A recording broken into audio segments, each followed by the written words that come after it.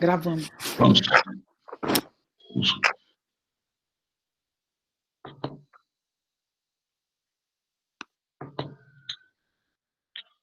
Todos estão escutando?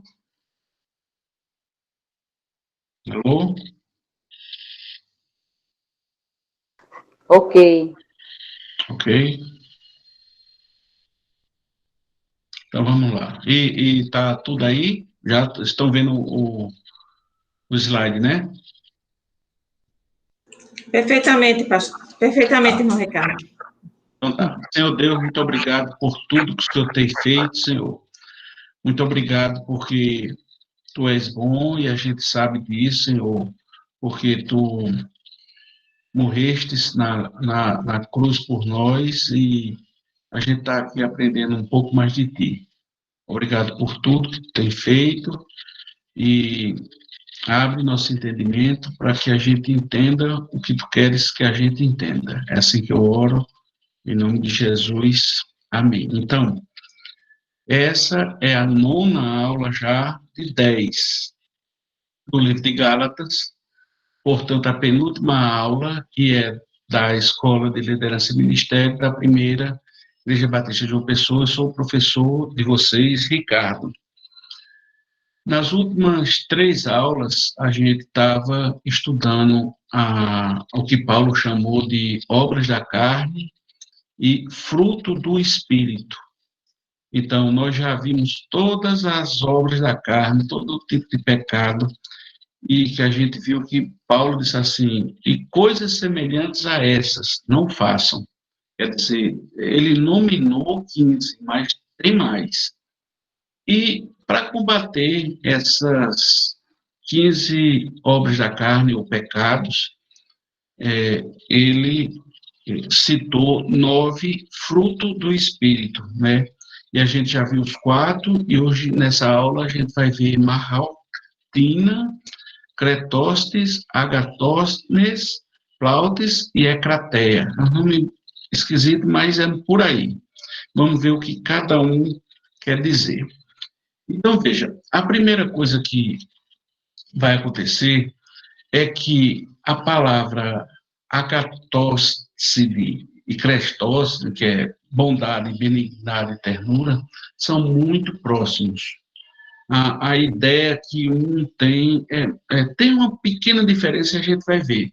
Por isso que a gente estuda as duas palavras iguais, bondade e benignidade. Se a pessoa realmente nunca estudou, e você perguntar qual é a diferença de bondade e benignidade, muita gente vai ter dificuldade de dizer qual é a diferença. Então, benignidade é que a palavra grega é essa, Crestotes.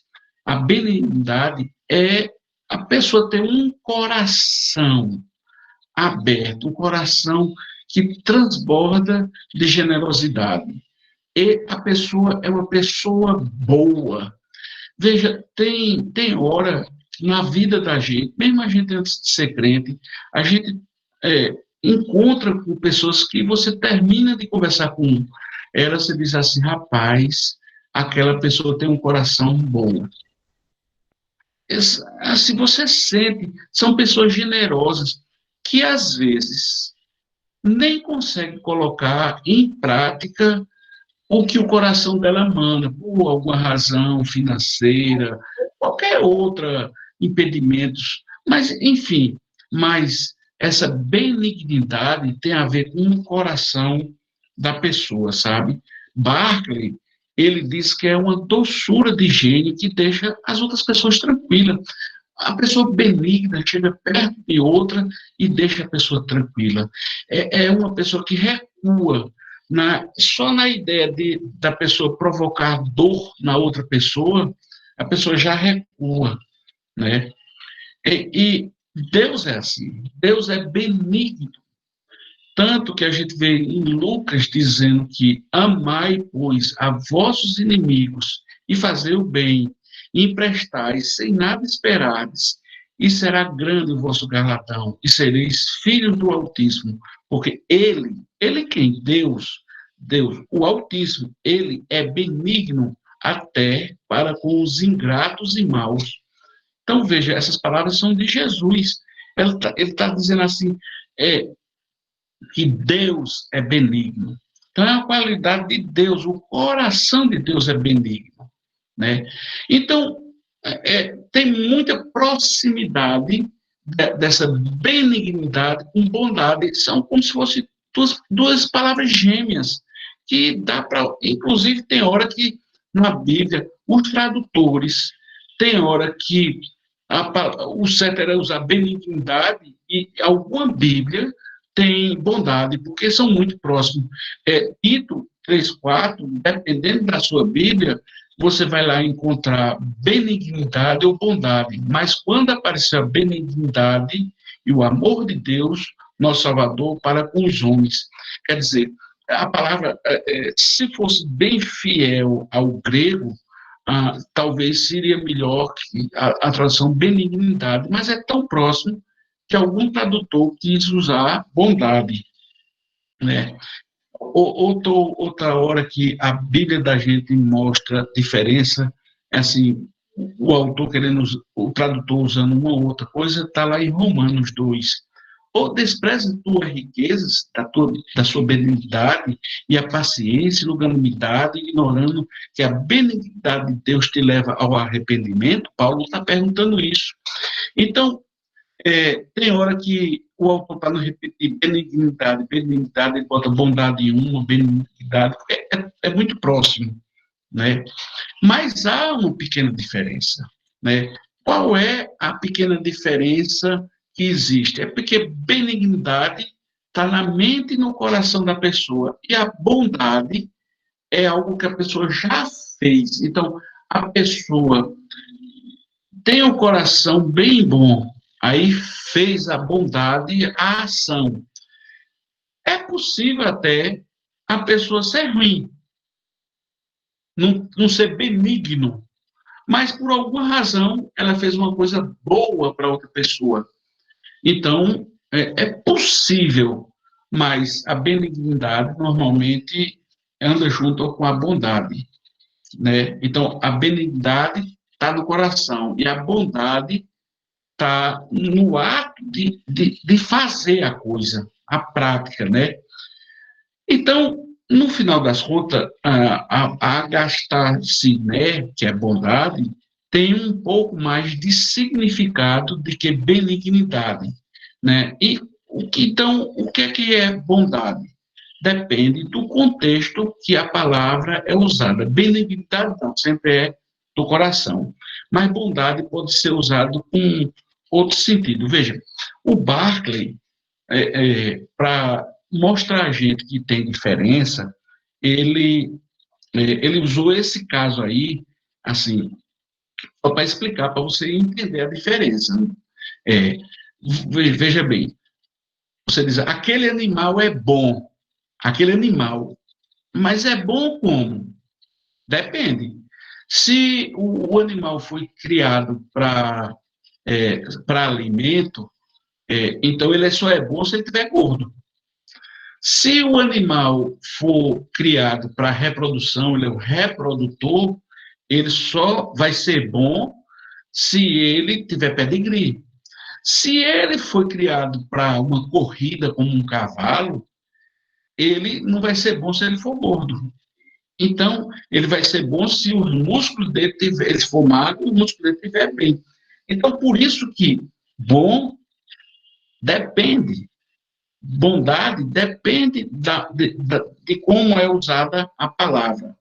Veja, não tem nada a ver, aqui foi um exemplo que o autor deu, mas Paulo, ele para falar da bondade, ele diz assim, lá em Efésios, porque o fruto do Espírito está em toda a bondade e justiça e verdade, aprovando que é agradável ao Senhor.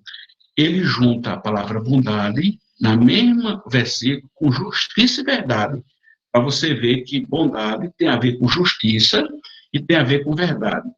Lá em Romanos, capítulo 15, ele diz assim, eu próprio certifico a respeito de vós, e vós mesmos estáis cheios de bondade e conhecimento, podendo admoestar uns aos outros. Veja, Paulo, é uma coisa legal aí. Paulo está mostrando que para você chamar a atenção de outra pessoa, a pessoa tem que estar com bondade na intenção, tem que estar indo numa atitude boa e tendo conhecimento do que vai falar, tendo conhecimento da causa. Então, se você vai com atitude boa e com conhecimento, é que você pode amoestar alguém, você pode chamar a atenção de alguém. Essa história de botar o dedo em cima da pessoa e falar, mas você fez isso, você fez aquilo, você não é crente, não sei o que. Isso não está na palavra de Deus, não é assim que se faz, né? Então, para a gente entender mais ainda o significado de bondade e benignidade, o autor sugere que a gente entenda o que é justo e justiça. Aí a gente vai entender bastante. Veja, os gregos, eles definiam que um homem justo, ele dá aos deuses e aos próprios homens o que lhe é devido. Eu lhe devo alguma coisa, então vou pagar, porque eu sou justo. Veja, quando os fariseus queriam pegar Jesus e jogar contra os romanos, disseram, Jesus, esse Jesus aí não é de acordo pagar tributo, impostos. Aí Jesus, né, Jesus é Deus, né? Jesus disse assim, mostrai-me a moeda do tributo, mostra aí o que é que eu tenho que pagar. E eles lhe apresentaram um dinheiro, uma moeda, e Jesus disse, de quem é essa esfinge e essa inscrição? E respondeu, de César. Então Jesus lhe disse, dai a César o que é de César e a Deus o que é de Deus. Jesus está chamando aí para a justiça. Se César merece receber tributo, pague. Se Deus, o que é de Deus, você pague a Deus, não confunda as coisas. Então, Jesus aí está dando um conceito de justiça, sabe? Então, benignidade é aquilo que a pessoa pretende fazer mais do que a justiça. E a bondade é o homem fazer mais do que é justo. Isso é que é bondade e benignidade de Deus, né? Agora, só que tem um probleminha. A justiça correta, a justiça não tem espaço para compaixão e misericórdia. Porque o justo é justo, e a pessoa merece ou não merece. Então tem um problema. Um ser humano que quer ser justo demais, que gosta que a justiça seja feita, a rigor não é isso que Deus quer. Deus quer mais do que isso. Sabe? Por isso que a gente mostrou a vocês antes o que era justo e justiça. Deus quer mais do que isso. Porque uma pessoa justa demais diz assim, se alguém matou alguém, merece e deve morrer. Olho por olho, dente por dente. Aquele cara miserável merece morrer, merece estar debaixo de 7 palmos de chão. Isso é justo, mas não é o que Deus quer, né? O nosso Deus não pensa assim. E que bom que ele não pensa assim, sabe? Porque se alguém matou, é claro que pecou, e a justiça humana deve prender a pessoa para evitar que ele mate de novo, né? Mas a gente tem que perdoar. E isso é difícil? É muito difícil a gente perdoar, sabe? Agora, o nosso Deus, ele não é só justo, não. Ele é benigno e bondoso, sabe? Ele é muito, por isso que Paulo diz que devemos conhecer o amor de Cristo, que excede, ele é mais, excede todo o entendimento. A gente não consegue nem entender como Deus é tão bom, justo e benigno. E para que a gente entenda isso, para que sejamos cheios de toda a plenitude de Deus, sabe? Deus é assim porque ele lida conosco, com os homens. E não segundo a lei, porque se fosse pela lei, se ele fosse justo, a gente já estava condenado. Mas ele, como é bom e benigno, ele luta com a gente segundo a graça dele. Ele dá não aquilo que a gente merece, mas aquilo que seu amor quis dar gratuitamente. Por isso que Jesus disse assim, meu jugo é suave. Nesse suave, ele usou a palavra de benigno. Então, em alguma Bíblia pode dizer assim, meu jugo é benigno. É a mesma coisa, sabe? Então, Salmo 145 diz assim, bondoso é o Senhor, sofredor e grande misericórdia. O Senhor é bom para todo e as suas misericórdias são sobre todas as suas obras. Todas as tuas obras te louvarão, o Senhor, os teus santos te bendirão, né? Então, a benignidade e a bondade cristã são coisas maravilhosas, coisas de Deus. Mas significa tratar os outros de modo como Deus nos tratou. Então, é ser mais do que justo.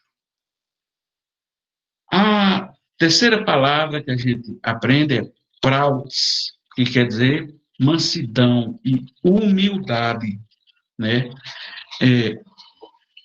Significa uma mansidão que, quando a gente se submete a Deus, a gente não tem mais nenhum tipo de reclamação, de mimimi, sabe? A gente é humilde para com os outros e para com Deus. Isso é praus. Os gregos, para você ter ideia, a palavra praus, quer dizer que o animal foi domesticado, criado, tá sob controle, é manso. Né? Platão dizia que Plautes é um tipo de cão, de guarda, que protege seu dono, é um amigo, e é gentil, sabe? Né? No Antigo Testamento, o homem que é manso, Deus honra. Veja o que diz Salmos 25. Bom e reto é o Senhor. Diz primeiro que bom, ele é bondoso e reto, justo. Por isso, o que é que Deus é? Ele é bom e por isso que ele é bom e reto, ensinará o caminho aos pecadores. O que é que ele faz? Guiará os mansos em justiça e aos mansos ensinará o seu caminho. A gente vai aprender o caminho de Deus, porque nós somos mansos. Salmos 37 diz assim, mas os mansos herdarão a terra e se deleitarão na abundância da paz.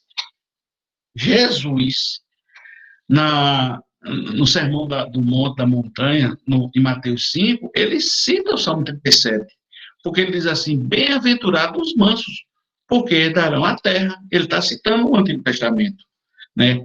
Mateus escreveu, eis que o teu rei aí vem, manso e assentado sobre uma jumenta, quando Jesus ia entrar em Jerusalém, né?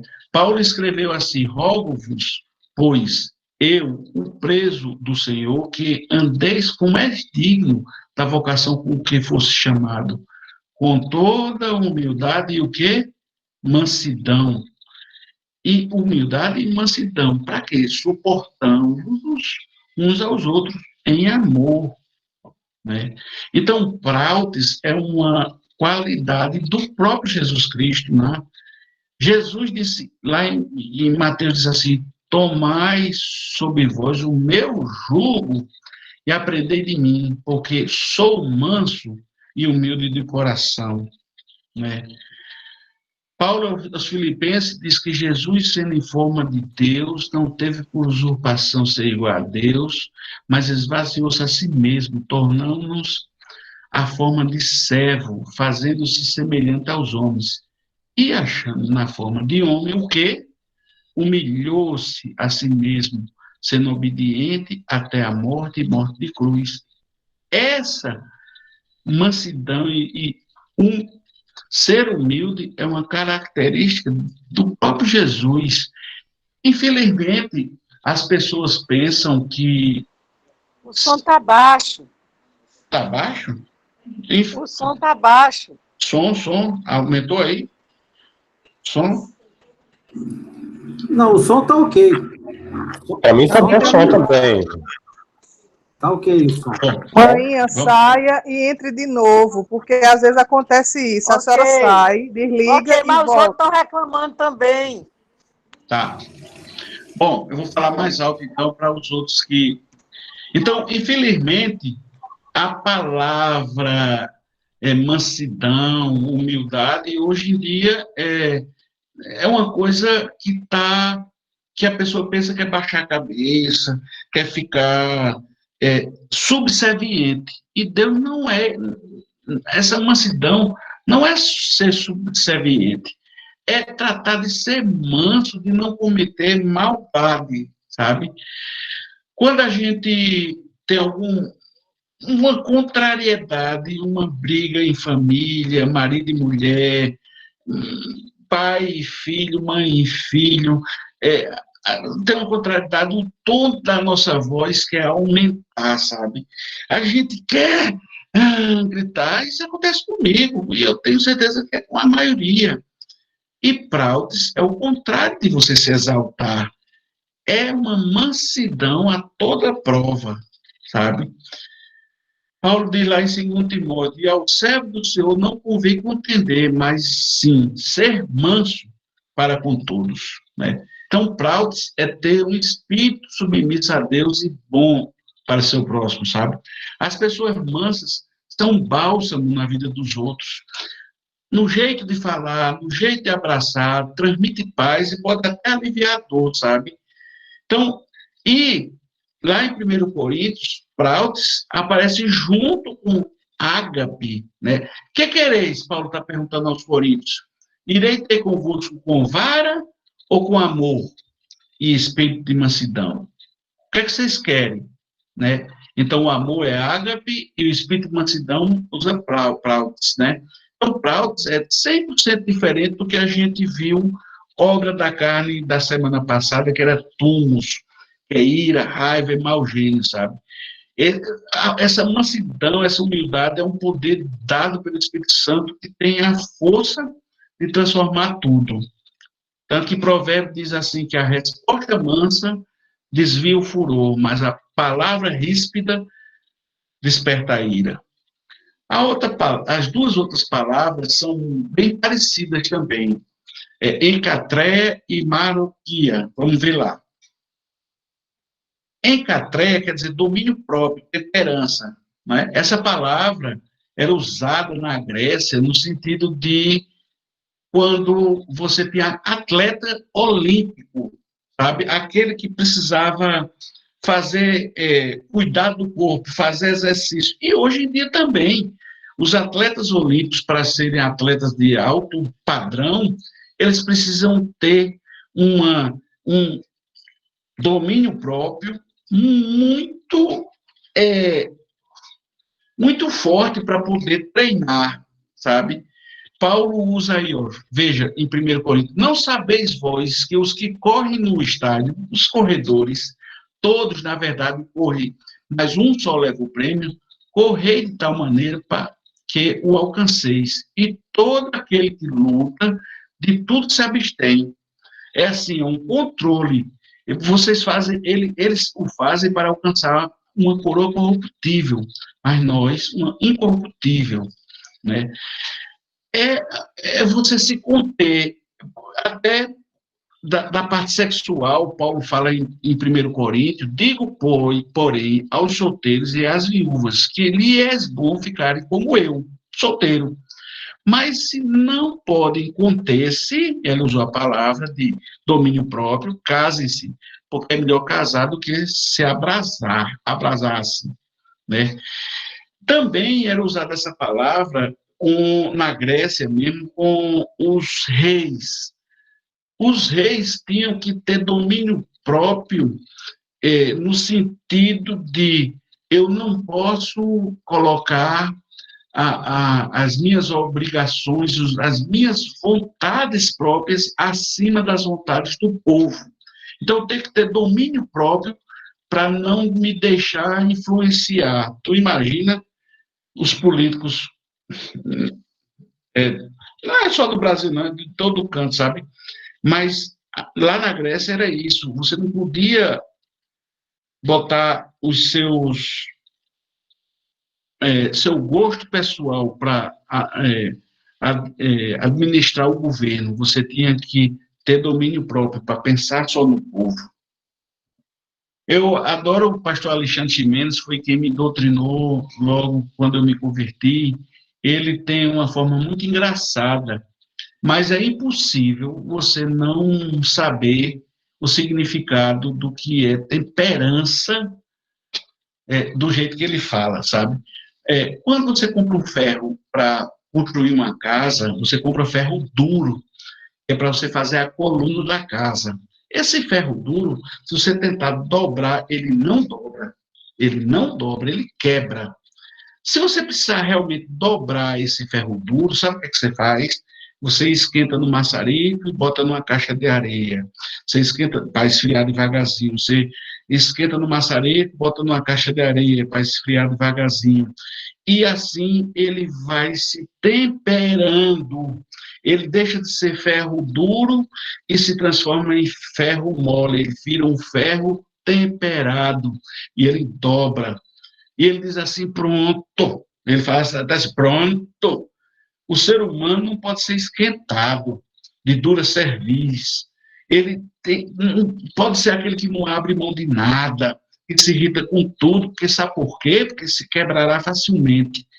O mundo vai nos esquentar e esfriar várias vezes, e a gente tem que ir amansando, ficando temperado.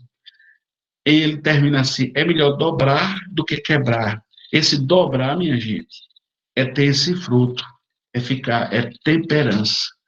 É você conseguir dobrar a sua vontade de matar a outra que está fazendo mal a você. Mas você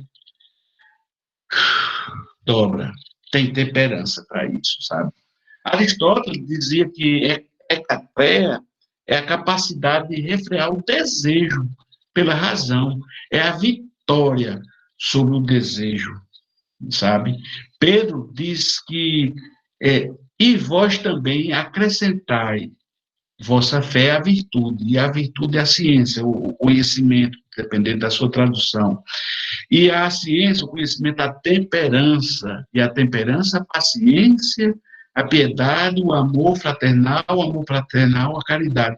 Quer dizer, tudo isso está temperado com você ter domínio próprio. Todas as virtudes de Deus estão temperado com isso, sabe? Então, crateia é uma força interna que o ser humano tem de se dominar, por ter autocontrole, de se refrear, quando aparece, inclusive, o desejo maligno de você querer fazer aquele pecado, você se domina. E, finalmente, marotrumia, que quer dizer longanimidade e paciência, que é um pouquinho diferente de temperança, sabe? Marotrumia é longanimidade, é você ter paciência, mesmo você querendo se vingar, podendo se vingar de uma pessoa, você não faz. Você tem essa paciência, sabe? É a paciência que Deus tem e que quer que a gente tenha, sabe? É um pouquinho diferente da temperança, porque tem a ver com eu vou esperar, eu vou dar um tempo. Né? Além de você ter que se dominar, a palavra em crateia, você tem que dar tempo de suportar, esperar. É a arte de esperar, sabe? O escritor do livro apócrifo de Macabeus, ele diz que os romanos tinham isso, por isso que eles conseguiram ser os donos do mundo naquela época, sabe? Ele diz que os romanos, eles, até para perder na luta, eles tinham paciência, e perdiam com paciência. E a paciência fez eles ganharem várias lutas, porque eles eram pacientes, não faziam acordo, não. Eram pacientes. Então, essa paciência é o alicerce da comunhão. Veja que o homem iracundo, a cara feia, suscita contendas, mas o longânimo apaziguará a luta. É a base de toda a sabedoria. Ó. Veja, o longânimo é grande entendimento, mas de seu espírito, de espírito impaciente, mostra a loucura, o que é de espírito impaciente. Pedro diz, quando Pedro está se referindo a Deus que foi longânimo, Deus, os homens da época de Noé estavam terríveis, pecado demais.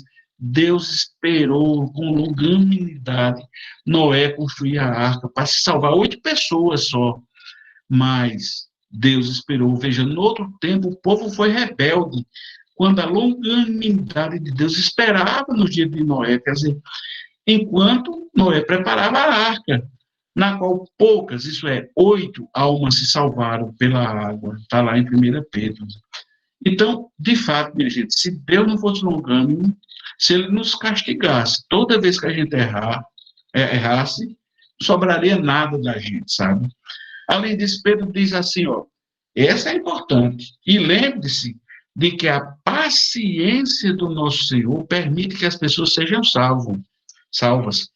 Foi isso que o nosso amado irmão Paulo lhe escreveu, com a sabedoria que lhe foi concebida. Pedro está mostrando que, por causa da longanimidade, a paciência de Deus, é que a gente consegue ser salvo, né? Então, ser longânimo é uma característica do nosso próprio Deus. No Antigo Testamento diz assim, ó, o seu Deus misericordioso, clemente e longânimo, é grande em benevolência e verdade, beneficência e verdade. No Salmo 103 diz assim, misericordioso e piedoso é o Senhor, longânimo e grande em benignidade, sabe? A paciência de Deus, então, espera que a gente mude, que a gente seja longânimo. No Novo Testamento, Tiago diz assim, olha, porque o lavrador espera o precioso fruto da terra, aguardando-os com paciência, até que receba a chuva temporã e tardia. Sede vós também pacientes. Deus espera que eu e você sejamos pacientes. Fortalecer os vossos corações, porque já a vida do Senhor está próxima, né? Então, se a gente tem a intenção de imitar a Deus, nossa atitude para com os semelhantes é de ter paciência. O pior que a pessoa faça contra você, tenha domínio próprio, temperança e tenha paciência. É difícil? Não é fácil, não. Então, terminada os 15 pecados e os 9 frutos do Espírito, Paulo termina o capítulo 5 dizendo assim, e os que são de Cristo crucificaram a carne com as suas paixões e concupiscências. Se vivemos em espírito, andemos também em espírito. Não sejamos cobiçosos de vanglórias, irritando-nos uns aos outros, invejando-nos uns aos outros. Aqui, para encerrar o capítulo 5, Paulo diz que a gente tem, então, que sufocar, acabar, esquecer, tirar fora da nossa vida as obras da carne e vivermos no Espírito de Deus. Mas, você sabe que, às vezes, até vivendo no Espírito de Deus, a gente consegue irritar os outros, porque a presença de Deus, às vezes, é tão forte na nossa vida que a gente irrita os outros. Então, Deus disse assim, mas não se vanglorie disso, não. Não irrita as pessoas, não. E nem cause inveja, nem tenha inveja. Que coisa, tá vendo? Que coisa fantástica. Então, as perguntas para reflexão individual você, por favor, quando terminar essa aula, você tente dizer o que é bondade, o que é benignidade, o que é domínio próprio, temperança, o que é paciência e o que é paz, ter paz. Então, a próxima aula, a gente vai ver o capítulo 6. Então, aqui a gente encerra, o nome está aberto agora para a gente conversar um pouco mais e temos um tempinho para a gente falar, acrescentar, perguntar o que é que a gente pode tirar de proveito da aula de hoje. Hoje é uma maravilha, né? Não tem pecado, só tem bênção de Deus. É mais fácil até dar aula quando não tem pecado no meio. Mas o que é que a gente pode acrescentar e o que é que vocês podem dizer a mais sobre as coisas boas de Boa Deus? noite. Posso falar, Rico? Pode, Beta. Assim, eu acho que o lugar melhor para se treinar e para se crescer e consolidar esses frutos do Espírito é no âmbito familiar. Por isso que a Bíblia fala assim, os pais devem se converter aos filhos, né? Os filhos aos pais, porque você ser mais temperante, longânimo, ter paciência com as pessoas de fora de casa, eu acho que é até um pouco mais fácil, em certos aspectos, de uma maneira geral. Mas você dentro de casa, exercendo seu papel de mãe, por exemplo, também exercendo o papel de filho, exercendo o papel de pai, de marido, de esposa.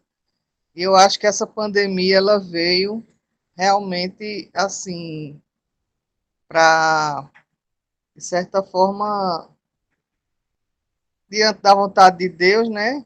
Deixar a sua igreja mais temente, mais contrita, mais ainda cheia, assim, do Espírito Santo, porque o confinamento deixa você trancado mais com a sua família, e esse relacionamento familiar é que vai lhe propiciar que esses dons se desenvolvam. Eu acho muito importante o treinamento disso na família. Aí a figura importante do pai, da mãe, para educar, né? Para treinar e fazer com que os filhos cresçam nesse conhecimento aí, das obras do Espírito. Ah, Mas é um Roberta, desafio. eu acho, Roberta, que você tocou num ponto chave aí. É até mais difícil você fazer isso dentro de casa, sabe? Jô, de vez em quando, pega no meu pé. Tá aqui, ela tá me vendo e assim, de vez em quando, porque exatamente por ser esposa, por ser o filho, aí você não tem paciência. E com os outros de fora, você para ser educado, você tem paciência, né? Aí, por isso que aí João diz assim, tio, fale baixo, não é assim não. Você com os outros é educado, por que você não está sendo educado aqui dentro de casa? Assim, é quase assim. Mas é isso mesmo. Dentro de casa é mais fácil, porque você, dentro de casa, você é o que é.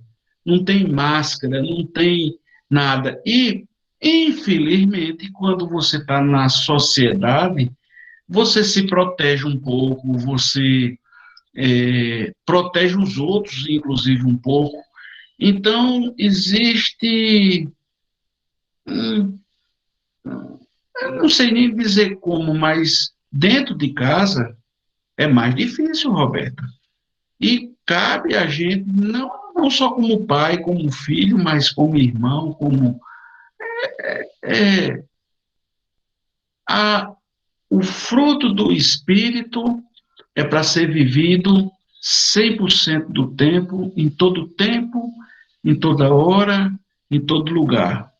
Se a gente não consegue fazer isso dentro de casa, na igreja, no trabalho, a gente está errando. É orar para o Senhor nos capacitar para a gente ser tudo isso que Paulo diz para a gente ser. Para Paulo ter todas essas características boas e deixar as e como Paulo termina o capítulo 5, sem irritar os outros. Né? A gente precisa ser santo, santo, santo no sentido de separado, de dar o exemplo, das pessoas olharem para a gente e dizer assim, rapaz, esse é um homem, esse é uma mulher de Deus, sem irritar os outros, sem ter inveja dos outros. É muito difícil, é muito difícil. Eu sou o primeiro que estou dizendo que precisa de muita oração, porque é difícil você ter todas essas características. Mas vamos lá, quem quer mais falar? Ô, Rick, eu teve um penúltimo slide, eu acho, que você falou assim, é que a pessoa não deve nem ter inveja, nem provocar inveja. Não foi?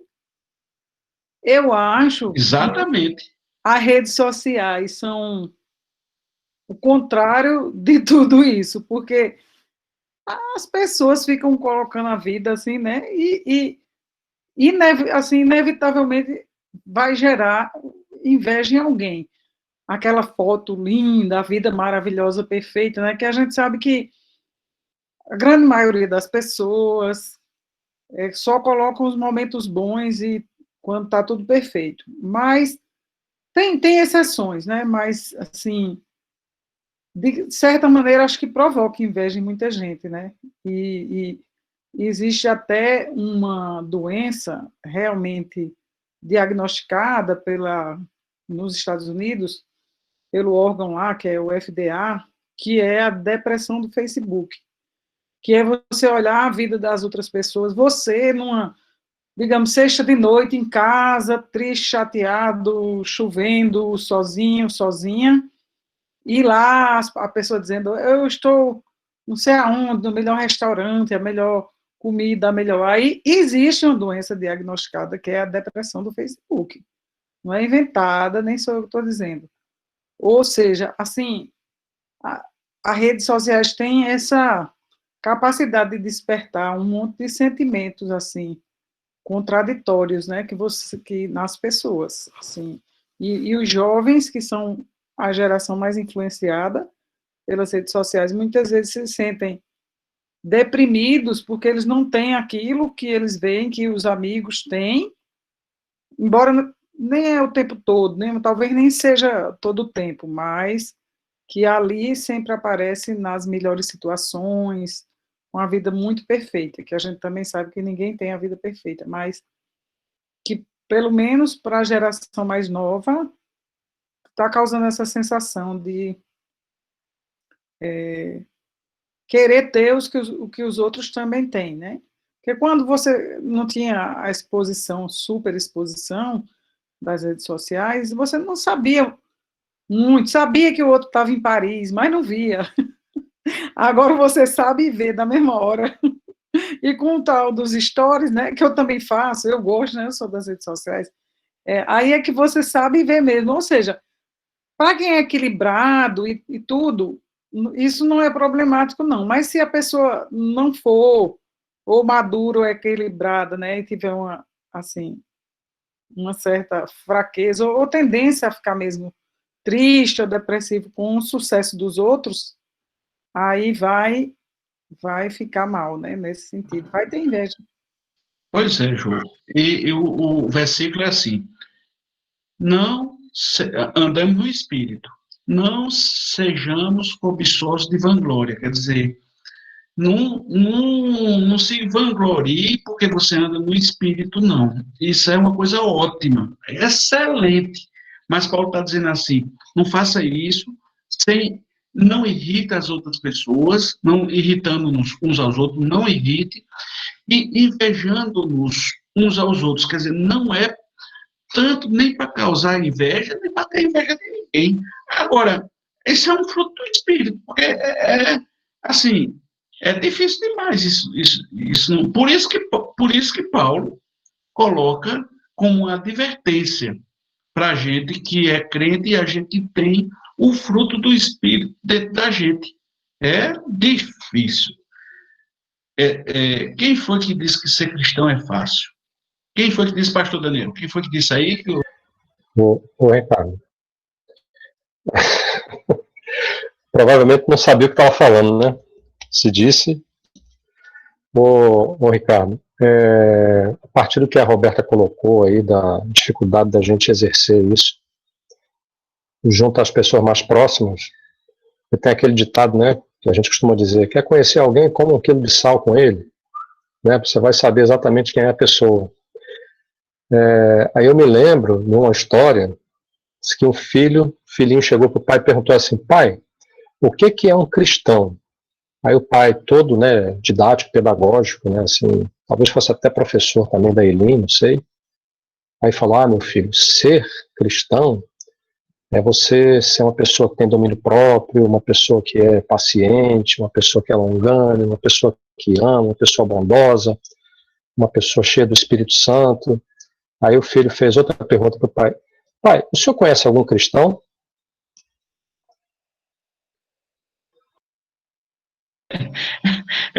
Aí fica para a gente pensar um pouco.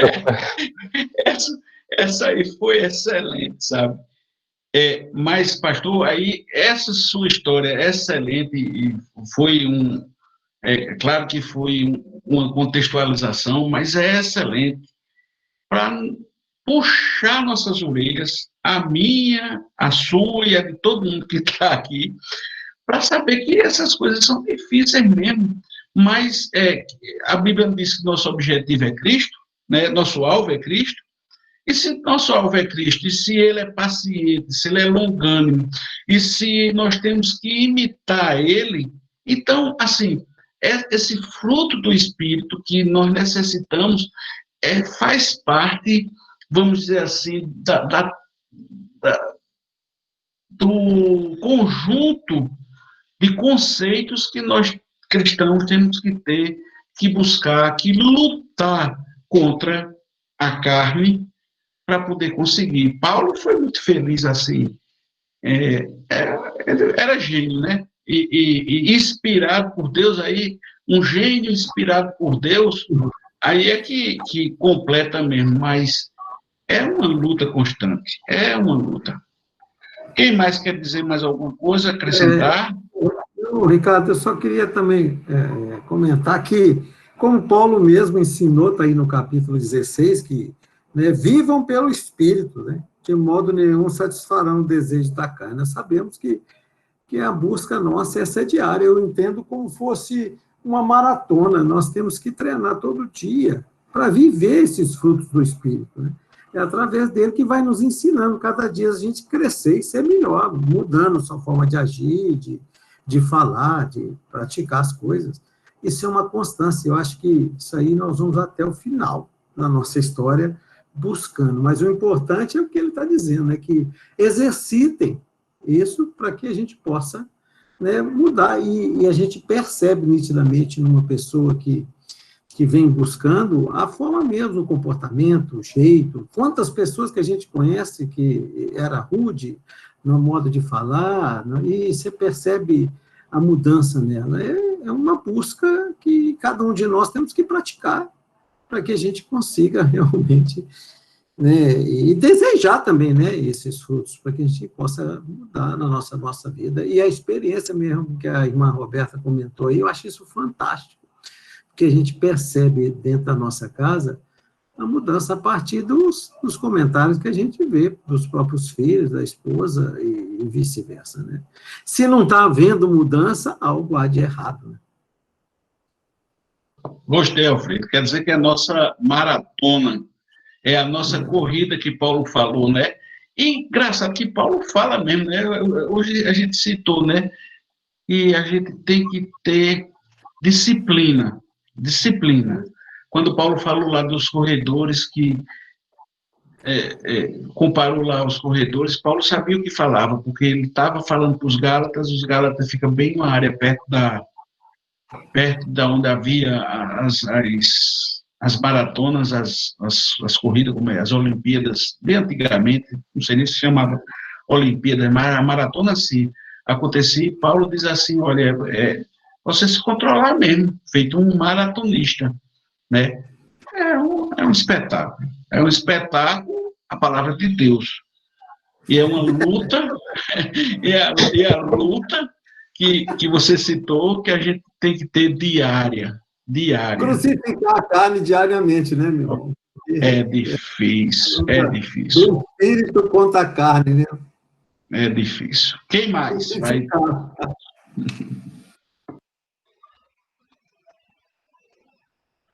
Quem mais? Nós temos mais uns 4 minutos, então a gente pode facultar a palavra para mais alguém. Ricardo, a Aurélia aqui, porque é o seguinte, o que você colocou essa figurinha aí de 2 animais, um correndo em direção oposta, traduz perfeitamente a luta que a gente vive diariamente. E assim, o ser humano sozinho, ele não consegue, sem o agir do Espírito Santo. E assim, como já comentaram aí recentemente, acho que foi o Alfredo, que se você não percebe a mudança, é porque realmente o Espírito Santo não agiu ainda, né? Você não está treinando isso. E a gente realmente percebe as pessoas que se converteram, que estão realmente com o Espírito Santo agindo, você nota a diferença da pessoa. Eu sou convertida recentemente, tem o que, uns 6 a 8 meses mais ou menos. E tem uma pessoa que eu fui visitá-la e ela olhou para mim, ela é crente, ela olhou para mim e disse, eu posso te fazer uma pergunta? Eu disse, pode. Ela disse, você se converteu? Aí eu disse, sim, como é que você sabe? Ela disse, mulher, pelo teu jeito, o jeito de falar a gente já percebe. Então, assim, é uma luta diária, não é fácil. O ser humano sozinho, ele não consegue, é impossível. Só pelo agir do Espírito Santo.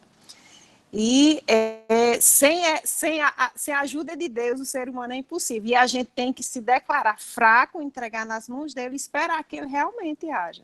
E como comentaram aí, realmente, quando você conhece a pessoa, que você tem intimidade, você se revela como você é, né? Então, é dentro de casa que você começa a perceber a mudança. Então, só Deus mesmo, viu, para agir na nossa vida e conseguir mudar. É verdade. Olhe, a luta é constante mesmo. É só Deus mesmo. Não tem outro mesmo, não. É só Deus. O que mais, minha gente? O que mais? Eu quero falar. É que Fale. é uma piada, mas que pode dar certo. É uma piada que diz assim, que um homem muito magro, aí perguntaram, mas rapaz, qual é o segredo de você ser tão magro? Aí ele disse, é porque minha mulher é muito briguenta, e cada vez que ela briga, eu saio de perto e vamos embora para a praia caminhar. Aí, por isso que ele é magro, ele evitava a briga saindo de casa e indo sair para caminhar. Então, pode ser um trabalho que a gente possa fazer também. Deu certo com esse magro aí, mas talvez... Eu estou achando que minha mulher não está brigando tanto comigo assim, então não, viu? Essa foi boa. Olha... Ô, Ricardo, eu vou precisar brigar mais com você. Aí é confusão armada, hein? Ô, Ricardo, tem muita serra onde vocês estão morando, né? Aí você vai crescer rápido, viu? Sobe a serra, desce a serra, né? E ainda mais se brigar no inverno, aí que vai ser confusão pura, hein? Coitado. Mas, ô Irmandinho, pode dar essa técnica, essa estratégia, ela pode dar ao contrário. Se a pessoa, cada vez que a mulher brigar e resolver, por exemplo, sair para comer um cachorro-quente, comer um pastel, uma coisa assim, na praia... Pode dar errado. Mas a gente saía para caminhar. É para terminar com uma piada. Foi ótimo. Isso aí para comer um pastel com caldo de cana, quando acabar, um fim de 3 meses, ele vai estar obeso. Olha, talvez, mamãe, a solução melhor seja, ao invés de sair, é uma coisa também que só o Espírito Santo pode ajudar. A pessoa olhar para a esposa e dizer assim, tá certo, meu bem, eu vou fazer o que você está pensando e vamos conversar. Só o Espírito Santo mesmo. Só o Espírito Santo. Por isso que nós temos um desafio. O desafio é você, como disse irmã Aurélia, você ser diferente. As pessoas de dentro de casa começaram a perceber você diferente. As pessoas de dentro de casa começaram a perceber que o Espírito Santo está em você e você está em comunhão. Assim, como tem a luta da carne, vai ter hora que vai dar errado. Mas o crente, se Deus quiser, ele vai ser o maior tempo possível como uma pessoa que transmite paz, que transmite o fruto do Espírito Santo, que é tudo isso que Deus nos dá. Essa paz que excede todo o entendimento. É assim. Bom, alguém quer mais dizer? Eu acho que já está bom, já avançamos até como ficar magro na discussão com a esposa, a gente aprendeu, sair correndo para a praia, né? Mas está na hora. E alguém quer dizer mais alguma coisa para encerrar?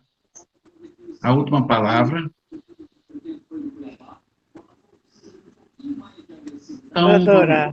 Então vamos orar. Senhor Deus, muito obrigado, Senhor, porque Tu és bom, Senhor, e Tu destes entendimento a todos nós sobre o que Tu queres que a gente faça, Senhor. Então, obrigado por isso, Senhor. Nos ajuda a sermos homens e mulheres que reflitam a Tua imagem, que reflitam, Senhor, o Teu querer, tanto nas nossas famílias, como nos vizinhos, como no trabalho, como aonde a gente anda, Senhor. Que as pessoas olhem para a gente e digam assim, esse é um homem e essa é uma mulher de Deus. É assim que eu oro, Senhor. E peço ajuda, Senhor, para mim e para todos aqui que estão participando da aula e aprenderam de Ti, Senhor. É assim que eu oro e Te agradeço, em nome de Jesus. Amém. Deus abençoe vocês e terça-feira teremos a última aula, em nome de Jesus. Tchau. Amém. Muito obrigado. Deus abençoe. Valeu, Alfredo. Tchau. Tchau.